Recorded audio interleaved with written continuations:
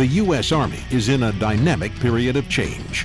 While transforming to fight current enemies that pose new and unconventional threats, the Army is also becoming lighter, more lethal, and more efficient. Peo Stri is up to this challenge. Peo Stri has been an organization in constant evolution to become the premier training system organization in the world.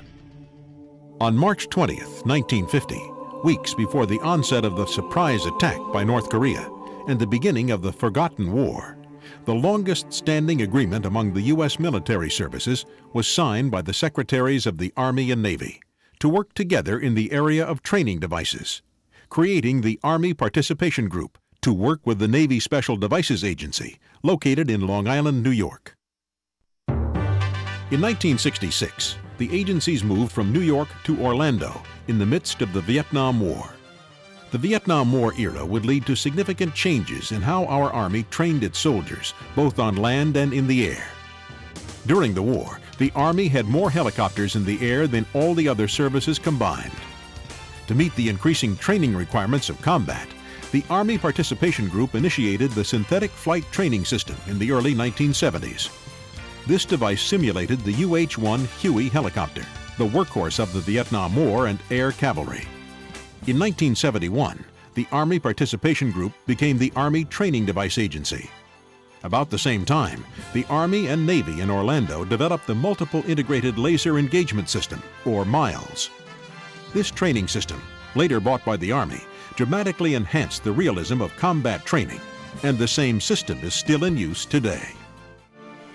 Recognizing the need for new training technologies in the face of the advancing Soviet threat in Europe, the Army established in 1974 the Project Manager for Training Devices, PM Trade, at Fort Benning, Georgia. In 1976, the Army consolidated PM Trade with the Army Training Device Agency, relocating the PM to Orlando and retaining the PM Trade name. The Conduct of Fire trainers, or COFT, were fielded in 1984 and were the first Army ground combat training systems with 3D graphics. COFT changed the course of simulation and training by providing tank crews a method to conduct virtual tank gunnery together using full-color action scenes and providing interaction with multiple targets. That program, along with the DARPA-developed Simulation Networking Program, or SIMNET, set the stage for the Army's victory at the 1987 Canadian Army Trophy Tank Crew Competition in Germany. This was a major validation of the newly developed and fielded training systems, and it established the United States Army as a world leader in this technological field. PM Trade and the Navy moved from the old Navy base to the new Research Park facilities.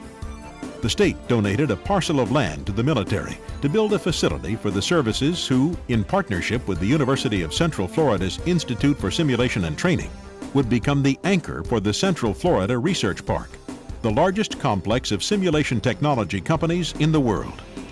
The Army proved the importance of simulation and training in 1991 with a swift victory in Operation Desert Storm. Desert Storm validated the Army's realistic training and simulation technology strategy. The U.S. Army Simulation, Training and Instrumentation Command, STRICOM, was activated on 1 August 1992 in Orlando, Florida. PM Trade and the Project Manager for Instrumentation, Targets and Threat Simulators, PM-ITS, were combined to form the new command. STRICOM's mission was to provide centralized management and direction for Army simulation, training, and test instrumentation requirements, and for Distributed Interactive Simulation, DIS. This led to the establishment of the PM for Combined Arms Tactical Training under STRICOM and the Close Combat Tactical Training System. In 1993, STRICOM was led by its first Brigadier General, a field artillery officer from Germany, Brigadier General John Mickisch. During this same time frame, the number of the combat training centers increased, with the addition of the Joint Readiness Training Center opened in Fort Polk, Louisiana. STRICOM provided the instrumentation systems and life cycle management for this new center, as well as for the other existing combat training centers. Its mount site, Shugart Gordon, was named after two soldiers awarded the Medal of Honor for their bravery in Somalia. STRICOM also established the PM for Warfighter Simulation, now the PM for Constructive Simulations. Brigadier General Pete Franklin led STRICOM from 1995 to 1996 and transferred command to Colonel Jim King, who became known as the shortest-serving commander, from July to November of 1996, when Brigadier General John Geist took command. During this time, the Army established a new mission in the Balkans by keeping the peace in Bosnia. Brigadier General Bill Bond, later promoted to Major General, came on the scene in 1998. During his tenure, STRICOM established new relationships with the Special Operations community. PM CAT began delivery of CCTT, and PM Trade began to modernize and develop the Army's urban warfare training sites, and the One SAF program was established. It was also the time of the Kosovo War and the Army's recognition of the need for new aviation training systems. More change was on the horizon, with the Army establishing a contract with the University of Southern California, creating a university-affiliated research center called the Institute for Creative Technologies in Los Angeles, California. The Institute would provide a new kind of realism to Army simulations by taking advantage of technologies used by the entertainment industry.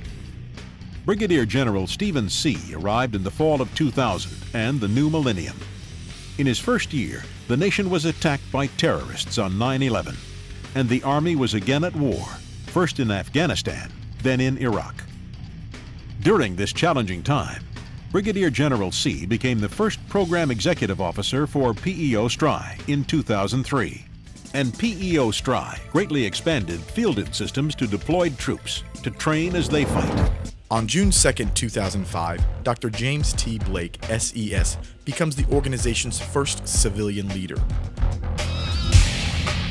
In 2007, Peo Stri continues to experience a dramatic growth in the number of products and services provided to the warfighter, in which 335,000 training systems are fielded to 472 sites worldwide.